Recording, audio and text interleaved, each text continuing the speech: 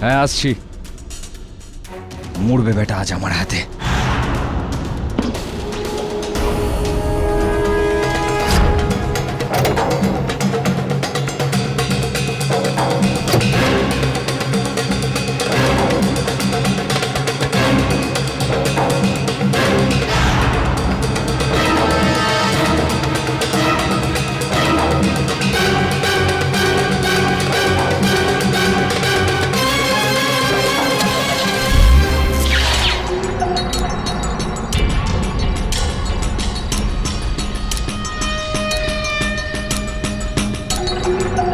কত দেরি করছে আসতে?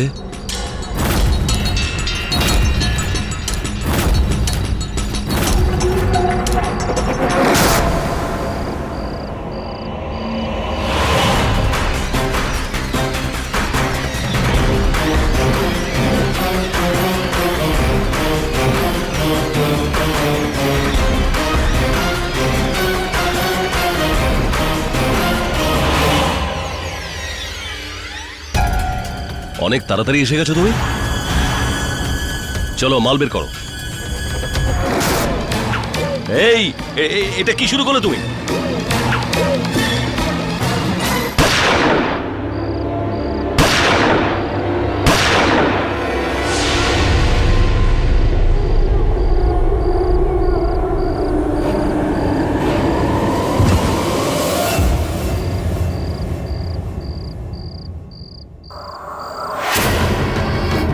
দাদা দাদা দাদা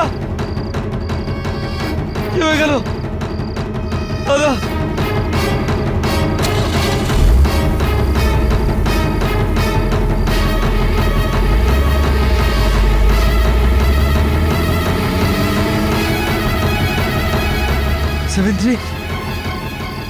দাদা দাদা দাদা দাদা কি হলো দাদা? আপনি এভাবে সত্যিটাকে অস্বীকার করতে পারেন না মিস্টার তিওয়ারি। এখানে এই রেকর্ডে যেসব ভিকটিমের নাম রয়েছে আমি সবার সঙ্গে কথা বলেছি, আর তারা বলেছে যে তারা 1 টাকাও কমিশন পায়নি। তাহলে কি আমি মিথ্যে বলছি? সমস্ত পয়সা কি আমার নিজের পকেটে ভরবো? আমি কি করে জানবো? শুনেছি নয়ডায় নাকি আপনি 100 একর জমি কিনেছেন। মিস্টার আচার্য, তুমি এভাবে আমার নামে খারাপ অপবাদ দিতে পারো না। আপনি এত রাগ করছেন কেন মিস্টার তিওয়ারি? আমি তো শুধু আপনাকে এই প্রশ্ন করছি, আর আপনি আমাদের জনতাকে এইটুকু উত্তর তো দিন। ভুল প্রশ্ন করছো তুমি। আমার মতো ব্যস্ত মন্ত্রীকে তোমার চ্যানেলে ডেকে অপমান করা, তোমাকে অনেক মূল্য দিতে হবে মিস্টার আচার্য। এই সেই শয়তান মিস্টার পাঠক যে আমার হাজবেন্ডকে ফাঁসিয়েছে। Please mister Tiwari, behave yourself. আপনি ক্যামেরার সামনে রয়েছেন, সমস্ত জনতা আপনাকে দেখছে। সৌরভ আজ পর্যন্ত কাউকে থাপ্পড়ও মারেনি, তাহলেও কি করে কারোর খুন করবে?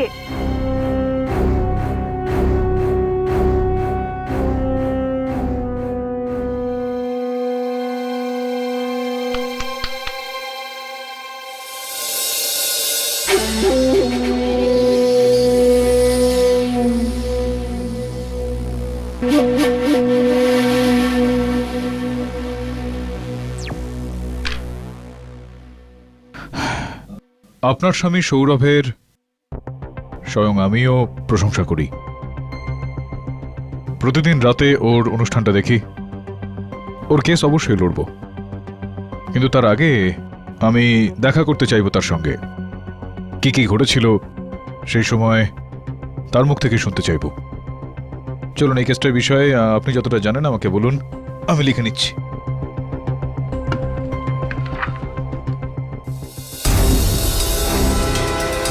কলমটা কোথায় গেল আমার? আমি তো এখানে রেখেছিলাম। চলো, পেন্সিল দিয়ে চলবে। বলুন। হ্যাঁ, আমি বলছি আপনাকে সব। মিস্টার পাঠক, আমি রাজেশ চক্রধরের সাথে শুধু দেখা করতে গিয়েছিলাম, আর যখনই আমি আমার গাড়িটা পার্ক করলাম আর আমি ওর কাছে গেলাম, ও মরে গেছিল।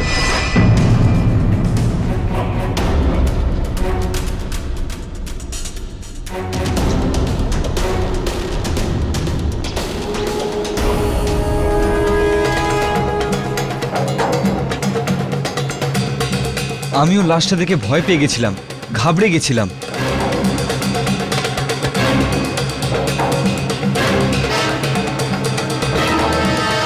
আর তারপর ওখান থেকে আমার গাড়ি নিয়ে বাড়ি চলে গেলাম।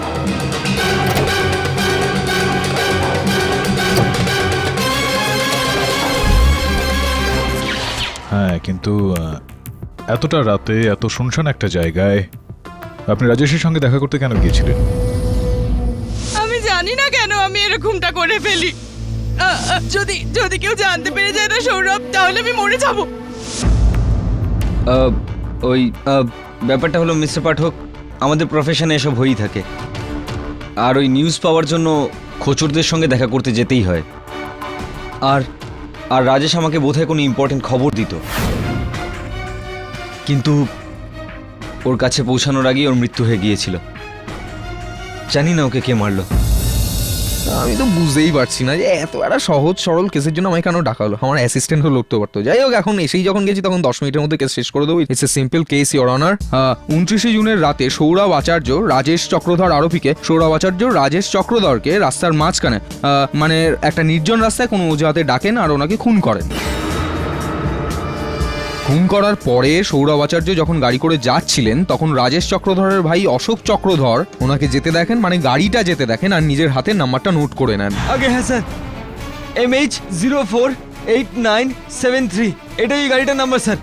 সাদা রঙের গাড়ি ছিল স্যার। আর পুলিশ যখন সৌরভ আচার্যের বাড়ির পাশে ওনার গাড়িটাকে পার্ক করা অবস্থায় পায় তখন your honour owner glove box থেকে একটা গানও পাওয়া যায় ইওর অনার। আর এই হচ্ছে সেই গান ইওর অনার। ব্যালিস্টিক রিপোর্ট থেকে যেটা আপনার টেবিলে রাখা আছে তার থেকে এটাই প্রমাণ হয় যে রাজেশ চক্রধরের শরীরের থেকে যে 3টি গুলি চালানো হয়েছে সেটা এই বন্দুকের থেকেই চালানো হয়েছে। আর ফরেন্সিক রিপোর্ট বলছে যে এই গানটাতে যে আঙুলের ছাপ রয়েছে সেটা সৌরভ আচার্যেরই। আর 5 মিনিটের ভিতর আমি এত প্রমাণ পেশ করে দিয়েছি যে কোনো মূর্খও বুঝতে পারবে যে আসল খুনিটাকে। এটাই তো প্রবলেম, ইওর অনার, যে বোকাদের কোনো রকম চিন্তা ভাবনা থাকে না, তারা ভাবে না, এই কারণেই তাদের বোকা বলা হয়। এখানে বোকারা এটা ভাবলো না যে রাজেশ চক্রধর যে একজন সোর্স ছিল, যার কাছ থেকে খবর পাওয়ার জন্য সৌরভ সেখানে গিয়েছিল। সৌরভ ওকে হত্যা কেন করবে? এক মিনিট এই গোপন কথাটা আপনি কি করে জানলেন? আপনাকে কে বলে দিল যে রাজেশ চক্রধর একজন খোঁচর ছিলেন? আমি কেসটা লুটছি, ও আমার মক্কেল। To the best of my knowledge আমিও prosecutor. To the best of my knowledge Rajesh Chakradhar একটা ডিপার্টমেন্টাল স্টোরে ফুল টাইম চাকরি করতো। আর আমি এমনি বলছি না, প্রমাণও করতে পারি। আর তার জন্য ইওর অনার আমি মীরা, যিনি ওই ডিপার্টমেন্টাল স্টোরে চাকরি করেন, ওনাকে ডেকে এখানে প্রমাণ করে দেবো। Permission granted.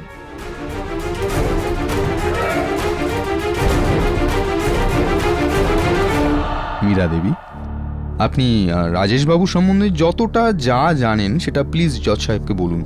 ইওর অনার, আমি আর রাজেশ গোরেগাঁও ইস্টে শপিং ক্যাফেতে একসাথে কাজ করতাম। আমি ক্যাশ কাউন্টারে আরও সিকিউরিটিতে। আমরা গত 4 বছর ধরে একে অপরকে চিনি। আর স্যার, আর আমার মনে হয় না যে ওর মিডিয়া বা পলিটিক্সে কোনো নলেজ আছে। স্যার, আমার একেবারেই মনে হয় না যে ও কোনো চর হতে পারে। আমার মনে হয় যে ও মিথ্যে কথা বলছে। না মীরা দেবী, দেখুন, কাজটা হলো গিয়ে যে চরেদের যেটা কাজ হয়ে থাকে তারা চুপচাপ কাজটা করে থাকে। হয়তো আপনি সেটা জানেন না, হতে পারে যে ও এই বিষয়টা চর ছিল একজন, আপনি হয়তো সেটা জানতেন না। স্যার, এইসব ব্যাপারে আমি কিছুই জানি না। কারেক্ট। আমি যতদূর জানি ও কোনো চর ছিল না। যতদূর উনি জানতেন ও একজন চর ছিল না, যেখান থেকে উনি কিছু জানেন না। আপনি কি সেখান থেকে কিছু জানেন যেটা আপনি আদালতে প্রমাণ করতে পারেন? করবো তো। করুন। যেতে বলে দিই আগে? বলে দিন। আপনি আসুন।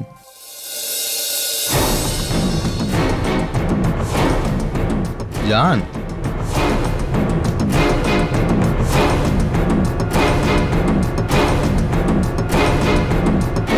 মীরা, আপনি আপনার জায়গায় বসুন গিয়ে প্লিজ। ইওর অনার, আমি কিছু বলতে চাই। বলুন। স্যার, আমি ওই মেয়েটাকে কোথাও দেখেছি।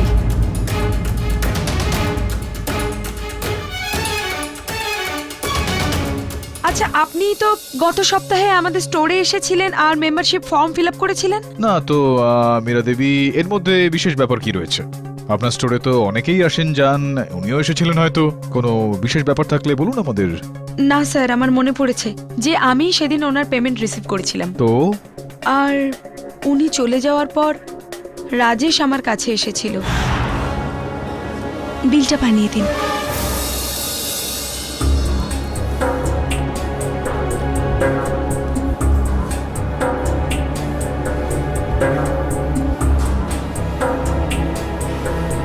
कैश पेमेंट और कार्ड पेमेंट?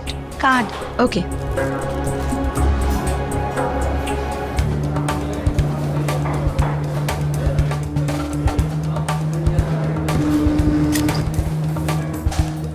এই নিন ম্যাম। Thank you.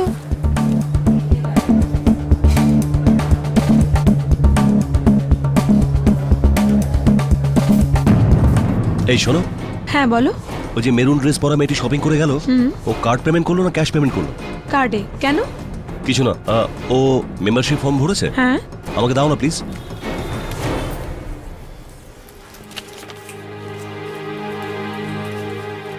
একটা পেন দাও তো আমাকে। রাজেশ, এটা কি করছো তুমি? কোনো কাস্টমারের নাম্বার এভাবে? তুমি তোমার কাজ করো না মীরা, নাম্বারের লেনদেন তো চলতেই থাকবে।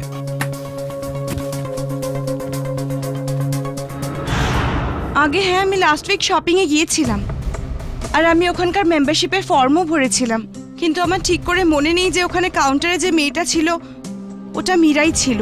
না, ওই যে মেয়েটি ছিল কাউন্টারে, মীরা, ও এইমাত্র আদালতে বক্তব্য রেখেছে যে আপনার মেম্বারশিপ ফর্ম থেকে আপনার টেলিফোন নাম্বার নিয়েছিল রাজেশ। আমি এই কারণে জিজ্ঞেস করছি জয়সওয়াল বাবু, এইভাবে তাকাবেন না আমার দিকে। সুন্দর দেখতে, তাই হামেশাই ক্যাফেতে হয়ে থাকে যে যখন মেয়েরা সেখানে আসে, ছেলেরা নাম্বার নিয়ে মেয়েদের ফোন করে থাকে। আপনাকে কি কখনো ফোন করেছিল রাজেশ? না, আমার কাছে এরকম কোনো ফোন আসেনি। কেন? তাছাড়াও সেদিন আমি ফর্মে আমার হাজবেন্ডের নাম্বার লিখেছিলাম, কারণ আমি আমার নাম্বার চেঞ্জ করছিলাম। ইয়োর অনার, পাঠকবাবু, সৌরভ আচার্যকে রাজেশ শুধু ফোনই করেননি, ওনার অফিসে দেখাও কিন্তু করতে গিয়েছিলেন। আর আমি কিন্তু এমনি বলছি না, প্রমাণও করতে পারি। আর তার জন্য আমি এখানে কাঠ গড়াতে ময়ঙ্ককে ডাকতে চাই। ছি।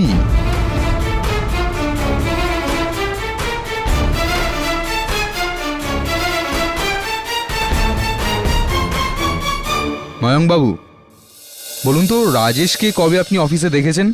ওই যেদিন সৌরভ সিদ্ধান্ত তিওয়ারির ইন্টারভিউ নিয়েছিল তার একটু পরেই। ওয়েল ডান সৌরভ, তুমি কি করলে মিনিস্টারকে নিয়ে? Good guts. হ্যাঁ, thank you, thank you, congratulations. Thank you. তাহলে তোমরা আজকে বুঝতে পারলে যে আজ পর্যন্ত কত লোকের 12টা বাজিয়েছে। Thank you boss. Congratulations guys. Sourav আমার চ্যানেলের মহারানা প্রতাপ, সবার লিডার আর সবসময় এক কদমে এগিয়ে। কারোর হুমকিতে কিন্তু তুমি ভয় পেও না। Thank you boss, thank you. Sourav sir, আপনার সঙ্গে কোনো রাজেশ চক্রধর দেখা করতে এসছেন? হ্যাঁ, ওনার সঙ্গে আমার ফোনে কথা হয়েছিল, ওনাকে আমার কেবিনে পাঠিয়ে দাও। ঠিক আছে স্যার।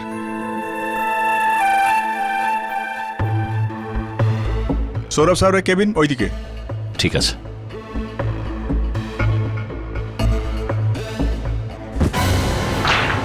সরি, মাফ করবেন।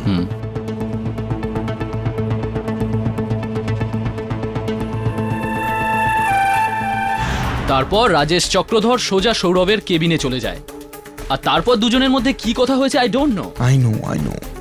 কিন্তু ডেফিনেটলি ও কোনো ইনফর্মার ছিল না, অন্য কেউ ছিল, এইটুকু তো আমি 100% বলতে পারি।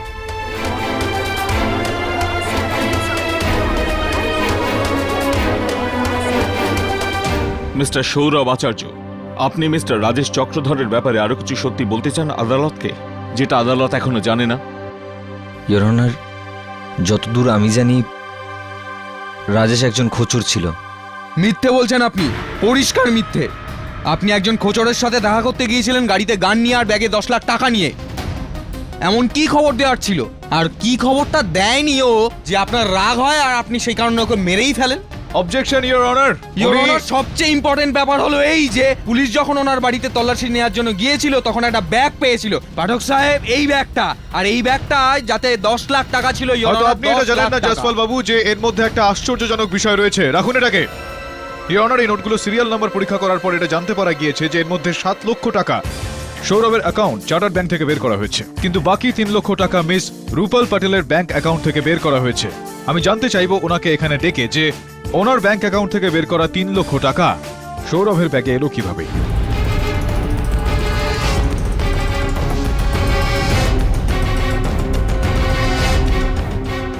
এই 3 লক্ষ টাকা আপনি আপনার ব্যাংক থেকে বের করেছিলেন, এই কথাটা কি ঠিক? আগে হ্যাঁ। এটা বলুন যে আপনার ব্যাংক থেকে বের করে নেওয়া টাকা সৌরভের কাছে কিভাবে পৌঁছে গেল আর কেন পৌঁছলো? অ্যাকচুয়ালি সৌরভ আমার থেকে ওই টাকাটা ধার নিয়েছিল, আর সেম ডে 29 জুনে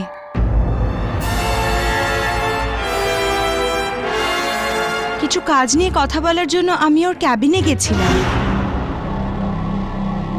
সৌরভ, সন্ধেবেলা নিউজ ডিবেটের জন্য আমি কিছু ফ্যাক্টস জোগাড় করেছি, ডিসকাস করার ছিল তোমার সাথে। রূপল প্লিজ, হ্যাঁ আমাকে 2-3 দিনের জন্য ছেড়ে দে। তোর যা কাজ আছে বসের সাথে মিলে হ্যান্ডেল করে নে। কিন্তু তুমি এত চিন্তিত হয়ে আছো কেন? Any problem? হ্যাঁ রে, একটা প্রবলেম আছে। যাই হোক, ছেড়ে দে। কাম অন, বলো, maybe I can help you. Okay Rupal, তুই আমাকে 3 লাখ টাকা দিতে পারবি? Urgent requirement. আমি তোকে পরের মাসে ফেরত দিয়ে দেবো। ও ব্যাপারটা হলো যে আমার ওয়াইফের মাদার আইসিইউতে ভর্তি, আর ওনারই চিকিৎসার জন্য আমাকে বেনারসে টাকা পাঠাতে হবে। ওকে, ঠিক আছে, I will give it to you. Thanks. আমি সৌরভকে সেই দিনই আমার অ্যাকাউন্ট থেকে 3 লাখ টাকা বের করে দিয়ে দিয়েছিলাম, কিন্তু আজ সকালে যখন আমি আদালতে আসছিলাম তো বাইরে প্রেমিসেসে সৌরভের বউয়ের সাথে দেখা হলো। হে সঞ্জনা, হাই, কেমন আছে তোমার মা এখন? মা তো একদম ঠিক আছে। কেন, কি হয়েছে? আরে আইসিইউতে ভর্তি ছিলেন না? না, আমার মা একদম ঠিক আছে। কে বলেছে তোমাকে? আই এম শিওর কেউ মজা করেছে। আধ ঘন্টা আগে আমার মায়ের সাথে কথা হয়েছে, কিন্তু যখন সঞ্জনা নিজে বলছে যে ওর মা একদম ঠিক আছে, তাহলে সৌরভ আমাকে মিথ্যে কথা বলে 3 লাখ টাকা কেন চাইলো?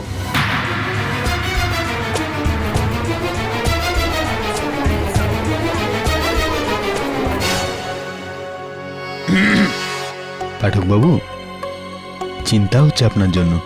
আসলে আপনি তো সত্যির ঢাকটা বাজানোর চেষ্টা করছেন, কিন্তু আপনার ক্লায়েন্ট একেবারে আপনার মিথ্যের ঢোলটা বাজিয়ে রেখে দিল। ব্যান্ড বেজে গেছে আপনার কেসের। ঘন্টা বেজে গেছে জয়সওয়াল বাবু।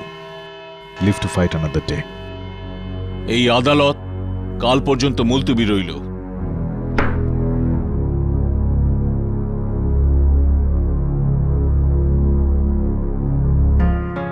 কি করছিস তুই? স্যার, আমার বাইকের চাবি স্যার। অবাক ব্যাপার, কখনো পেন হারিয়ে যাচ্ছে, কখনো বাইকের চাবি। কে জানে কোথায় হারিয়ে গেল। পাঠক স্যার, আগে আপনার চেক। আরে না, এটার কি দরকার ছিল? কেসটা তো এখনো আপনার পর্যন্ত। প্রথম হিয়ারিং এর ফিস। Thank you.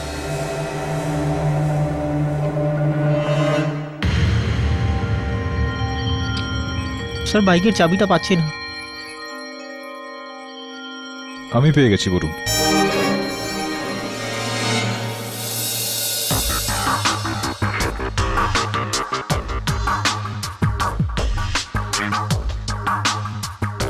কি হয়েছে স্যার?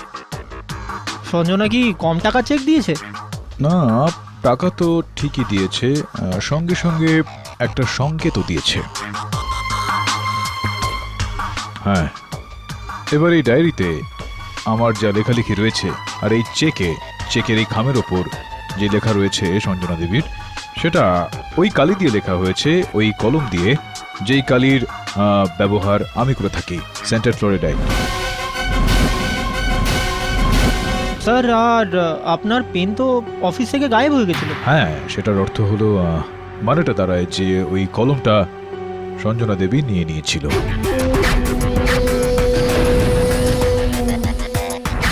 আর ওই দিন আদালতে তুই সঞ্জনা দেবীর ঠিক পাশেই বসেছিলি যখন তোর বাইকের চাবিটা হারিয়ে গিয়েছিল।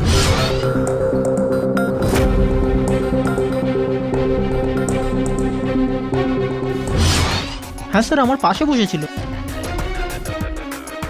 এটার মানে হলো একটা কাজ কর, এটার পেছনে গল্পটা ঠিক কি সেটা জানার জন্য তোকে সঞ্জনার বাড়িতে যেতে হবে একবার। আমার মনে হয় যে কোথাও না কোথাও একটা মিথ্যার সঙ্গে যুক্ত হয়ে রয়েছে। আমি নিজেই আশ্চর্য, আমি জানি না কেন রাজেশ আমার সিমিলার নাম্বার নিল। কি কাজ থাকতে পারে ওর?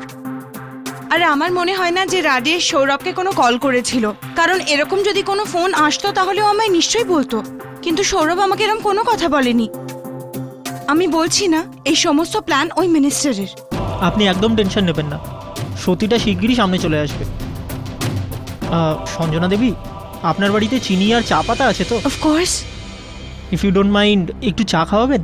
শিওর।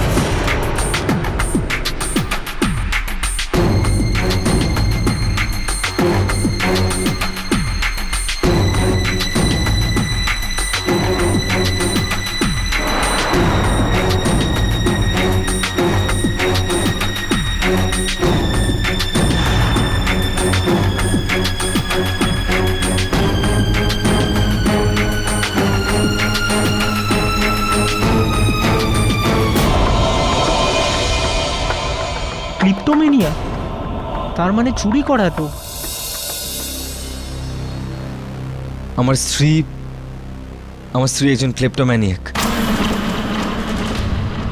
ওর ছোটখাটো জিনিস চুরি করার অভ্যেস রয়েছে, কিন্তু এগুলো লোভের জন্য করে না। জানি না, এক ধরনের রোগ এটা। সৌরভ, তোমার পছন্দের পায়েস বানিয়েছি।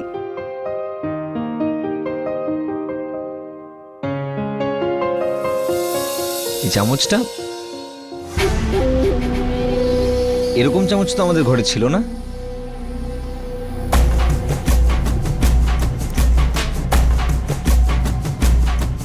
সেই রাতে যখন আমরা ডিনার করতে গেছিলাম ক্লাসিক হোটেলে, সেখানে দেখেছিলাম এরকম একটা চামচ।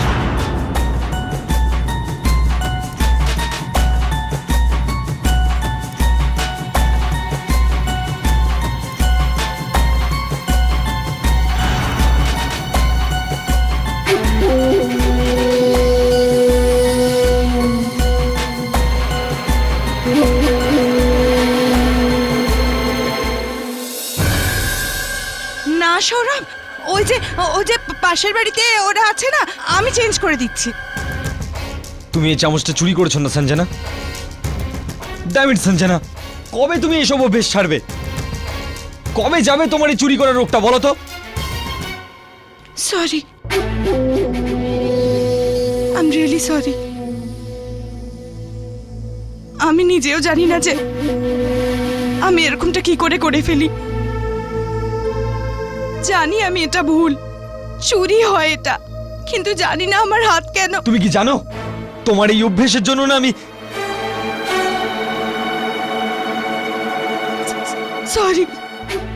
সরি সৌরভ, আমি জানি না কেন আমি এরকমটা করে ফেলি। 1 বছর ধরে আমি সাইকিয়াট্রিস্টের কাছে যাচ্ছি, কোনো লাভ হচ্ছে না। আমি জানি যে তুমি আমার জন্য কতবার এম্বারেসড হয়েছো। তোমার জায়গায় অন্য কেউ হলে এতদিনে আমায় ছেড়ে দিত, যদি কেউ জানতে পেরে যায় না সৌরভ, তাহলে আমি মরে যাব আমি আমি লজ্জার চোটে মরে যাব আমি বাঁচতে পারবো না, মরে যাব আমি। এরকম কেন বলছো সঞ্জনা? জাস্ট রিল্যাক্স, সব ঠিক হয়ে যাবে। কেউ কিচ্ছু জানতে পারবে না, ওকে? কেউ কিচ্ছু জানতে পারবে না, আমি আছি। রিল্যাক্স। আমি সঞ্জনাকে কথা দিয়েছিলাম যে ওর এই চুরি করার ঘটনাটা আমি পৃথিবীর কাউকে জানতে দেব না, ওকে কখনো লজ্জা পেতে দেব না। আর এই জন্যই আমি আদালতে আর আপনাকে মিথ্যে বলেছিলাম। না, সেটা তো ঠিক আছে, কিন্তু এইটার রাজেশের এই হত্যার কেসের সঙ্গে কি সম্পর্ক রয়েছে এটা বুঝতে পারছি না আমি। এটাও আমি আপনাকে বলছি মিস্টার পাঠক, কিন্তু আমি আপনার কাছে হাত জোর করে প্রার্থনা করছি, আপনি আমার স্ত্রীর চুরি করার ব্যাপারটা দয়া করে কাউকে বলবেন না, প্লিজ মিস্টার পাঠক। প্রথমে সত্যিটা বলো, আমাকে আমার কাজ করতে দাও। এবার বলো সত্যিটা কি। ডক্টর প্লিজ প্লিজ আমায় সাহায্য করুন, আমার কাছে এছাড়া আর কোনো উপায় নেই। আমি জানি এটা অন্যায়, কিন্তু আপনি বোঝার চেষ্টা করুন, আমার কাছে আর কোনো রাস্তা নেই। আমি এবার কোথায় যাব? Please doctor. দেখুন, আমাদের ক্লিনিকে এইসব হয় না, আর আমি আপনাকে কোনো হেল্প করতে পারবো না।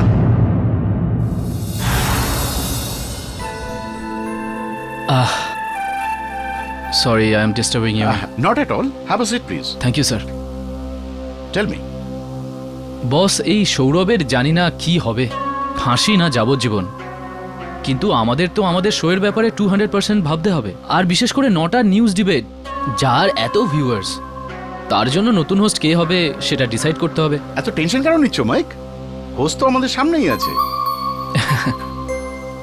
সে মাইক, 9 o'clock যে ডিবেট শোটা আছে সেটা এখন থেকে রূপাল হোস্ট করবে। Me? Oh my god! Yes! Congrats Rupal. Thank you mister Desai. Pleasure. Congrats. Thank you. Hello, আচ্ছা জীবন বীমার লোকজন বলছেন? হ্যাঁ বলুন। হ্যাঁ, রাজেশের সব কিছু তো আমি ছাড়া ওর আর কেউ নেই। হ্যাঁ, তো কবে আসছেন আপনারা বিমার টাকাটা নিয়ে? হ্যাঁ, একটু তাড়াতাড়ি আসবেন প্লিজ। জিও ভাই, তুই উপরে গেলি তো গেলি, কিন্তু নিচে আমায় সেট করে গেলি। তুই চিন্তা করিস না, তোর শ্রাদ্ধ আমি ভীষণ ধুমধাম করে রীতিনীতি মেনে তারপরেই করব, যাতে তোর আত্মাও কোনো একটা সেট হয়ে যায়। হ্যাঁ, দারুণ ব্যাপার না? ইয়নার এই মামলাটাকে এগিয়ে নিয়ে যাওয়ার আগে আমি কিছু জিনিসপত্র আদালতের সামনে নিয়ে আসতে চাইব। Permission granted. এই আমার কলম, আর এই আমার সহায়কের হারিয়ে যাওয়া বাইকের চাবি। মিস্টার পাঠক প্লিজ আপনি কিছু বলবেন না। আমাকে বলতে দিন স্বরূপবাবু।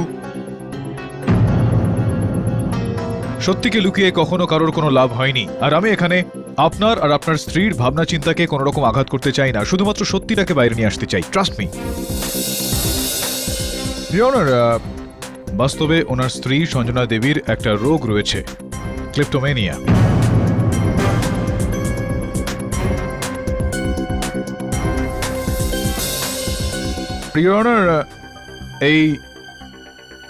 ডক্টর মেহুল শুক্লা তার এই প্রেসক্রিপশন, যেখান থেকে সঞ্জনা দেবী চিকিৎসা করতেন, সেটা এই বিষয়ের একটা প্রমাণ। যেটা আপনার প্রমাণকে আমি সম্মান করি পাঠক বাবু, কিন্তু ওনার নিজস্ব অসুস্থতার কথা শুনিয়ে আপনি কেসটাকে কেন বিভ্রান্ত করতে চাইছেন? কেননা এই কেসটার শুরু এই রোগটার কারণেই হয়েছিল জসপাল বাবু। সম্ভবত আপনার এই বিষয়টা সম্বন্ধে কোনো রকম ধারণা নেই হয়তো, যে এই কেসটা সেই দিন শুরু হয়েছিল যেই দিন সঞ্জনা দেবী শপ অ্যান্ড ক্যাফেতে গিয়েছিলেন, সেখানে ভাউচার বানিয়েছিলেন তিনি, সেখানে এগ্রিমেন্ট, আর সেখান থেকে উনি আতরের শিশিটা চুরি করে তার ব্যাগে রেখেছিলেন।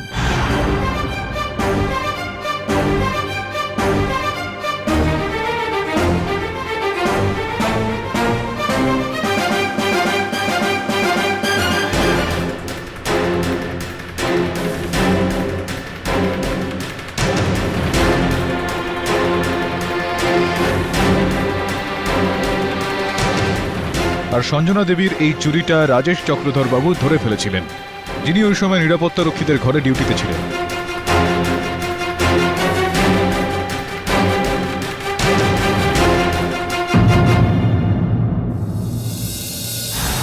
তো তো এই ঘটনার পেছনে ইয়োর অনার যেরকমটা মীরা দেবী তার বক্তব্যে বললেন, রাজেশ বাবু ওনার মেম্বারশিপ ফর্ম থেকে সেই নাম্বারটা নিলেন, ওনাকে ফোন করলেন, কিন্তু যেহেতু এই নাম্বারটা সৌরভ বাবুর ছিল, রিংটা ওনার ফোনে হতো।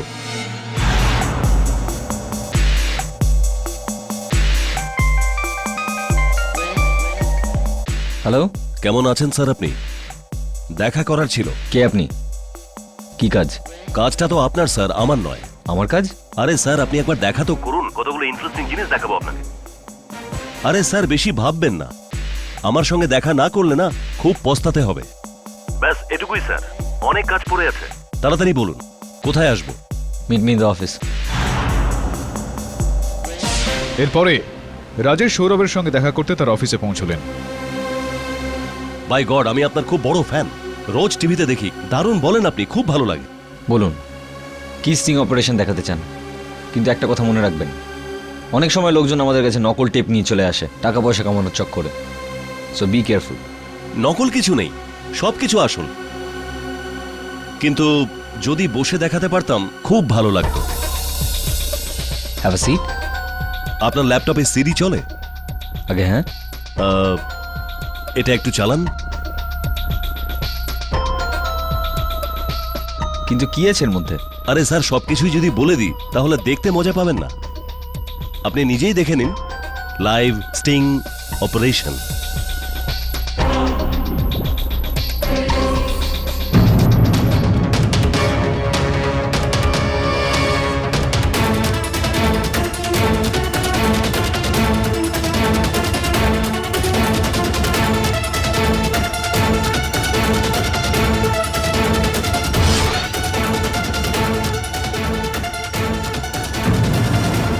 চমকে গেলেন না journalist Babu?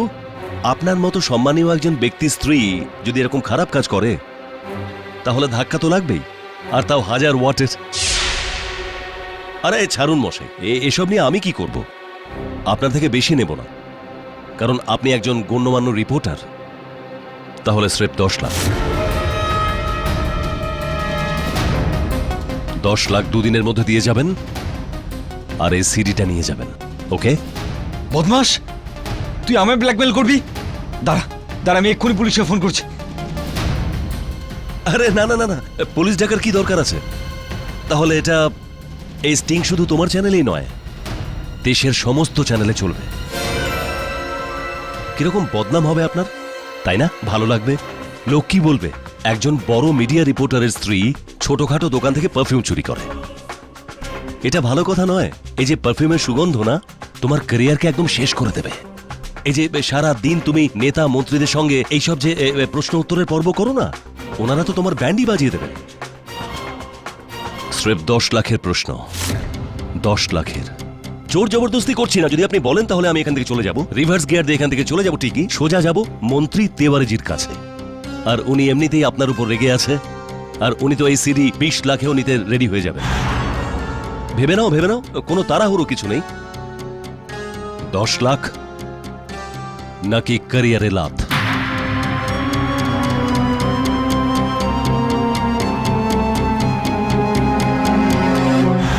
Your honour, Sourav বাবুর তার ব্যবসা থেকে বেশি নিজের স্ত্রীকে নিয়ে চিন্তিত ছিলেন। এই কারণে রাজেশ বাবুর ব্ল্যাকমেলের জন্য তিনি তার যাবতীয় পয়সা সেখানে দিতে রাজি হলেন। 10 লক্ষ টাকা দিলেন। টাকাটা জোগাড় করতে ওনার 3 লক্ষ টাকা কম পড়ছিল, যে টাকাটা উনি রূপল দেবীর কাছ থেকে ধার নিলেন।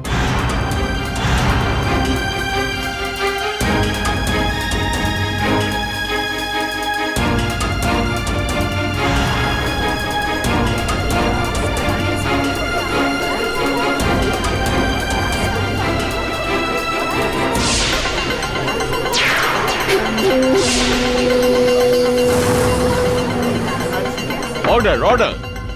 ভেরি গুড পাঠকবাবু, এই গল্পটা এতটাই যখন বলে দিলেন তাহলে ক্লাইম্যাক্সটাও বলে দিন না প্লিজ। বোধহয় ক্লান্ত হয়ে গেছেন। আমি বলে দিচ্ছি, আপনি সিনিয়র বলে কথা। ইয়োর অনার, আমরা এতক্ষণে এটা বুঝতে পারছিলাম না যে সৌরভ বাবু রাজেশ বাবুকে খুনটা করলেন কেন, কিন্তু এখন তো সেটাও জানা হয়ে গেছে। মোটিভ অফ মার্ডার ক্লিয়ার হয়ে গেছে ইয়োর অনার। আমি কাউকে খুন করিনি ইয়োর অনার। আমি তো রাজেশকে 10 লাখ টাকা দিয়ে সিডিটা নিতে গিয়েছিলাম, কিন্তু ওখানে পৌঁছানোর আগেই রাজেশ মরে গিয়েছিল। মিথ্যে বলছেন আপনি। খুন টুন কিছুই হয়নি, কারণ খুন আপনিই করেছেন। খুনি আর কেউ না, আপনি, কারণ আপনার গাড়িরই গ্লাভ বক্স থেকে এই গানটা পাওয়া গেছে। I object your honour. Objection overruled.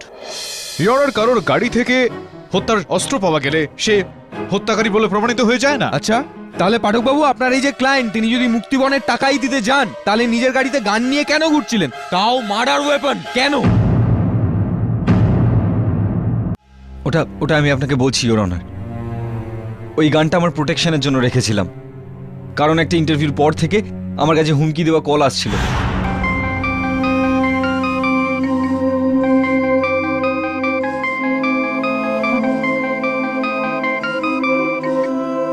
Hello, Sourav আচার্য, তুমি তেওয়ারি ভাইয়ের সঙ্গে পাঙ্গা নিয়ে ভালো কাজ করনি। অনেক চর্বি জমে গেছে না? কি বলছো? ওটা জেনে তুমি কি করবে? শুধু এটুকু জেনে নাও, তুমি যে তেওয়ারি ভাইকে অপমান করেছো তার দাম তোমাকে মেটাতে হবে, আর তাও সুদ সমেত তোমাকে বদলা নেব। আরে আমার কথা তো শোনো। আর শুধু একবার নয়, 2-3 বার আমাকে হুমকি দিয়ে কল এসেছিল। নর্মালি এসব কলকে আমি ভয় পাই না, কিন্তু যখন আমার বসের সঙ্গে আমি কথা বললাম তখন, তাহলে কি করবো মিস্টার দেসাই? চুরি পরে বাড়িতে বসে থাকবো? সেটা আমি কখন বললাম সৌরভ? কিন্তু তুমি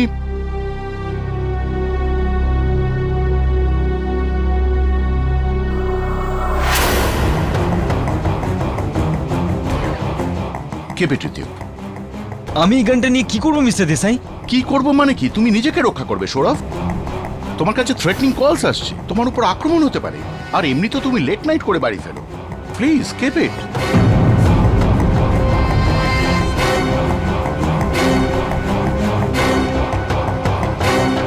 থ্যাঙ্কস। আর তারপরে আমি গানটা কারের গ্লাভ বক্সে রেখে দিয়েছিলাম, কারণ আমি জানতাম যে বাড়ির ভিতরে আর অফিসের ভিতরে আমার কোনো বিপদ নেই। এখানে যে আপনার বিপদ আছে জানেন? যাকে ছাড়ুন। আপনি মানে গান যখন রাজেশের সঙ্গে দেখা করতে যান, তখন গানটাকে ড্যাশবোর্ডে মানে গ্লাভ বক্সে রেখেছিলেন, ঠিক? হ্যাঁ হ্যাঁ। আর তারপরে আপনি গাড়ি থেকে নেমে হেঁটে রাজেশের সঙ্গে দেখা করতে গেলেন। তো আমার হাতে বন্দুক ছিল না, শুধু ব্যাগ আমার হাতে ছিল। গান ছিল না, ব্যাগটাই ছিল, তাই তো? হ্যাঁ। তাহলে মেনে নিচ্ছি আপনার কথা, মেনেই নিচ্ছি, কোনো ব্যাপার না। কিন্তু গাড়ি থেকে যখন নামেন তখন তো গাড়িটাকে লক করেই ছিলেন, ওই যে রিমোট কন্ট্রোল হয়, চিচু চিচু।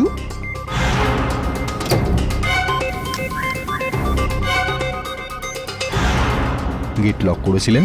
আর আপনি যখন গাড়িটাকে লক করে রাজেশের কাছে পৌঁছান তখন দূরত্ব কতটা ছিল? এই প্রায় 2-2.5 মিনিট লেগেছিল ওখানে পৌঁছাতে। ঠিক ঠিক, পারফেক্ট। আর যখন আপনি ওখানে পৌঁছান রাজেশের কাছে, ততক্ষণে উনি অলরেডি মরে গেছেন। আগে হ্যাঁ। এটাই তো আপনার ভুল। খুনি তো আপনি ছাড়া কেউ খুন করতেই পারে না ইওর অনার। এটা লজিকের কথা যে খুনি যদি অন্য কেউ হতো, উনি যেমন বলছেন যে গাড়িটাকে লক করে উনি রাজেশের কাছে যাচ্ছিলেন, তাহলে খুনি যদি অন্য কেউ হতো তাহলে উনি যাওয়ার পরে খুনি ওনার গাড়ির কাছে যেত, কাজ বা লক ভাঙতো, গ্লাভ বক্স খুলতো, গান বার করতো, আর ইনি যদি রাজেশের কাছে যাওয়ার আগে সে পৌঁছে যেত, গুলি চালিয়ে দিত, হত্যা করে বসতো। কিন্তু এরকম তো হয়নি।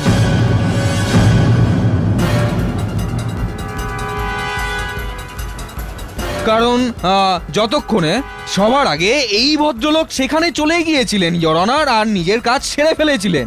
না, আমি এরকম কিছুই করিনি। আরে তাহলে শুধু দুই মিনিটের ভিতরে আপনি কি করে ওখানে পৌঁছন? সেখানে কি কোনো ইনভিজিবল ভূত ছিল যে উঠতে উঠতে এলো, আপনার গাড়ির কাজ খুলে ড্রপ বক্স বার করে, গান বার করে, উড়ে উড়ে ফেরত যায়, তারপরে গুলিও চালিয়ে দেয়? এরকম হয় নাকি? হ্যাঁ দেখুন, আরে আমি কি দেখবো? আপনি দেখতে পাননি যে কে ছিল ওই লোকটা যে গুলি চালিয়েছিল? আরে দেখেননি, ছেড়ে দিন, কোনো ব্যাপার না। ইনভিজিবল ভূত ছিল, কিন্তু গুলি চললো আর আপনি তার আওয়াজটাও শুনতে পেলেন না? হ্যাঁ, আরে মিথ্যে বলছেন। আর কত বোকা বানাবেন সবাইকে, আর কত মিথ্যে গল্প বানাবেন? আমি মানছি যে গানটা কারের গ্লাভ বক্সে ছিল, কিন্তু আমি জানি না যে ওই গানটা দিয়ে খুন কি করে হলো।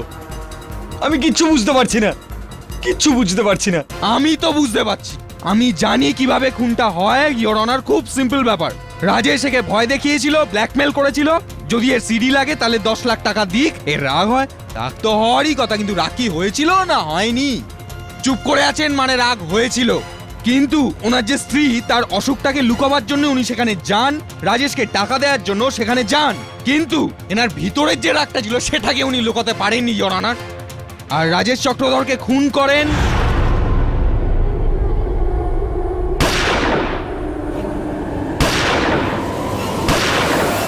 End of case. আপনি আপনার রায় শুনিয়ে দিন ইওর অনার।